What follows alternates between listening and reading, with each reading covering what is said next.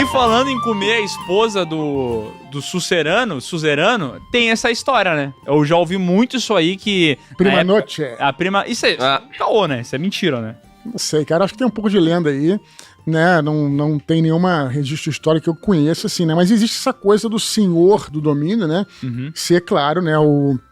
É claro, o mais poderoso ali, muito poderoso, né? O que deveria ser o contrário, né, cara? Na verdade, a ideia do modo de produção feudal, como todo regime, era para ser uma coisa boa em tese, depois foi corrompido, né? Quer dizer, o cara, ele chegava, né, falava, olha só, eu preciso dos impostos dos camponeses, porque eu vou construir aqui um castelo, vou comprar armaduras, treinar soldados para proteger você.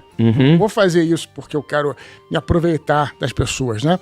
Isso seria no mundo utópico, né? Mas na realidade, a coisa acaba se corrompendo e aí que você vê é um sistema de exploração, né? Como acontecia mesmo, né? É que todo sistema de governo, quando tu vai olhar e tu lê...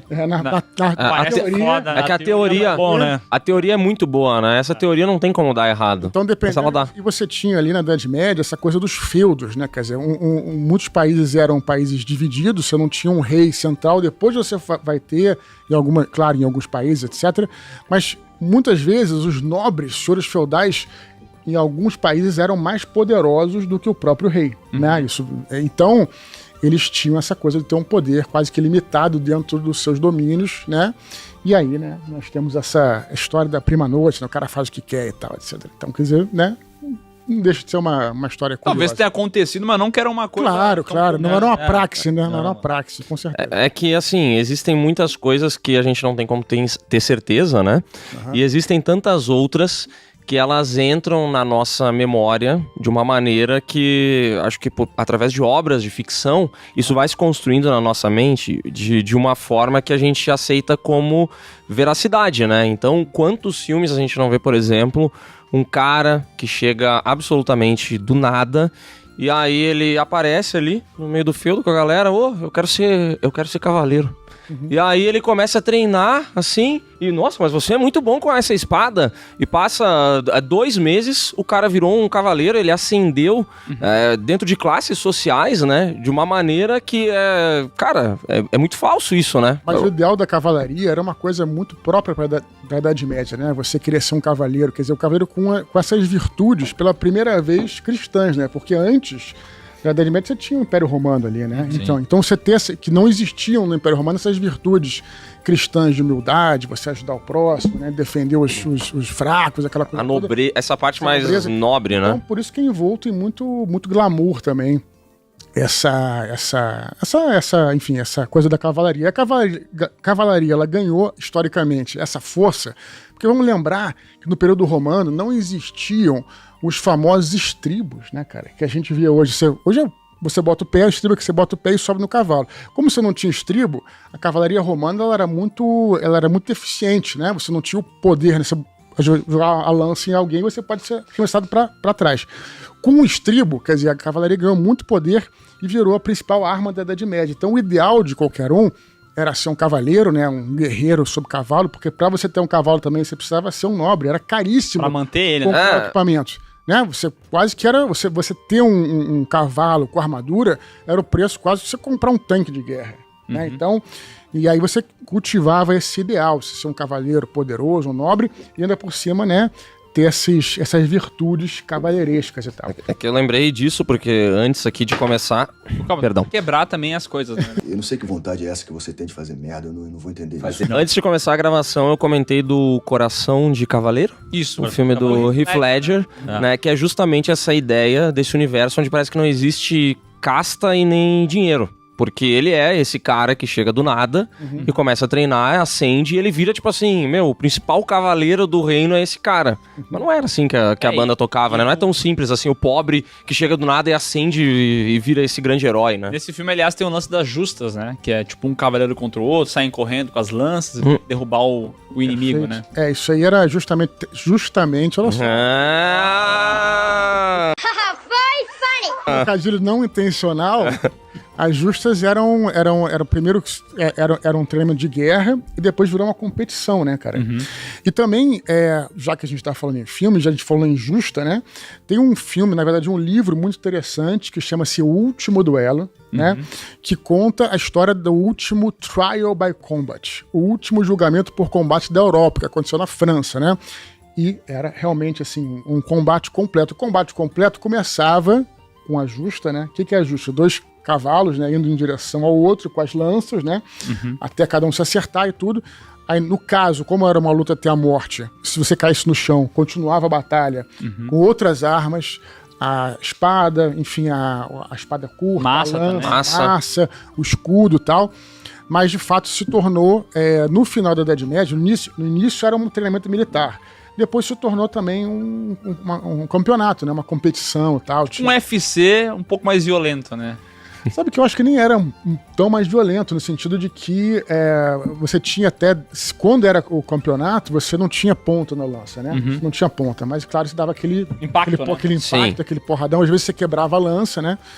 Mas era controlado. Aliás, é legal tu falar isso, porque agora eu lembrei do filme Coração. No filme tinha um lance da ponta ser de ferro, ou ser de madeira, Sim. né? Inclusive, rola que o vilão, ele bota uma ponta que não deveria, porque era pra competição. É tipo tu usar chuteira de trava, de ferro. De ferro. Aí é pra matar, né? O que fizeram naquele set de filmagem... Eu acho que corta isso, porque a pessoa morreu, né? Acho que deu uma pesada no clima do programa aí. Bom, é tipo, esse filme tem isso, e inclusive o vilãozinho vai lá e coloca uma ponta, e aí eles falam, não, tu não pode fazer isso, é errado, mas é porque ele queria acabar com o Heath Ledger, justamente porque ele era um underdog, né? O cara que veio do nada e conseguiu ascender, ser um grande guerreiro, cair nas graças do povo, né? Ele é tipo o Rock Balboa da justa. Medieval. Em termos literários, eu acho isso interessante, porque mostra justamente um herói, quer dizer, o herói que é o personagem principal que vai conhecendo aquele ambiente. Então, é interessante, em termos narrativos, ele ser de fora do ambiente, né? Ele ser um cara que não conhece aquilo. O outro exemplo de filme assim, que não é bem medieval, mas, enfim, nem ocidental, que é o Samurai, né? O Último Samurai. O Último Samurai com Tom Cruise, né? E é interessante porque você também vê isso, né? O Tom Cruise, porra, o cara, como é que ele vai conseguir chegar ao ponto de duelar assim como os grandes samurais? Ele chega aos pés dos samurais, mas é porque, claro, em termos narrativos, você tem que colocar um cara de fora para aprender, conhecer os costumes, né? Conhecer as técnicas e viver toda aquela... Em termos narrativos, a percepção que eu tenho é que o conceito de linhagem, ele costuma ser usado para personagens, entre aspas, do mal, entendeu? Porque a linhagem, tu já tá herdando alguma coisa. Então, o cavaleiro, ele tem uma linhagem, entendeu? Ele já vem de uma família que tem bens, que já tem, sabe, o ensino do combate ali no meio e tal. Sim. E isso na narrativa não enche tantos olhos da gente, sabe? É como começou o Big Brother amanhã, aí do nada entra a filha do Silvio Santos no Big Brother. Pô, daí tu fica tipo, tá, mas peraí, ela já chegou lá, entendeu? Eu quero ver o cara que não tem nada ascendendo. Eu quero ver o Davi Brito vencer. Você trabalhou no navio de quê? Navio de cruzeiro. De quê? E aí, em termos narrativos, eu acho que sempre, quase sempre, deve acontecer essa subversão, entendeu? Sabe onde é que acontece muito isso?